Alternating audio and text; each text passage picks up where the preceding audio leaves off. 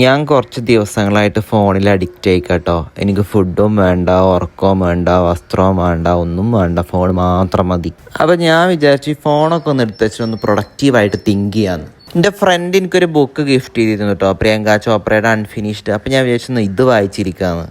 ഇതിലാണെങ്കിൽ ഓളെ കുടുംബക്കാരെ കുറിച്ച് പറയുന്നുണ്ട്. ഓളെ അമ്മ തമിഴ്നാട്ടിൽ മദ്രാസിലാണ് ജനിച്ചതെന്നു, ഓളുടെ മുത്തശ്ശി ക്രിസ്ത്യനായിരുന്നു, പിന്നെ ഒരു ഹിന്ദുവിനെയാണ് കല്യാണം കഴിച്ചതെന്നു, ഓളുടെ ഒരു ആൻറ്റി മുസ്ലിം ആണെന്നോ എല്ലാം പറയുന്നുണ്ട്.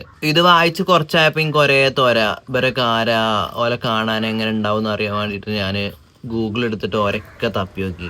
ഇപ്പോൾ ഒരു പേജ് വായിക്കും, എന്നിട്ട് ഓല ആരാന്ന് തപ്പി വെക്കും. വീണ്ടും അടുത്ത പേജ് വായിക്കും, ഓല ആരാന്ന് തപ്പി വെക്കും. അങ്ങനെ എൻ്റെ ഫീഡ് മൊത്തം പ്രിയങ്ക ചോപ്ര ആയി. A few moments later.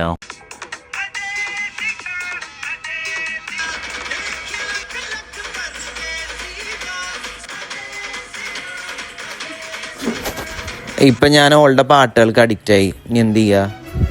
आओ सुनाओ प्यार की एक कहानी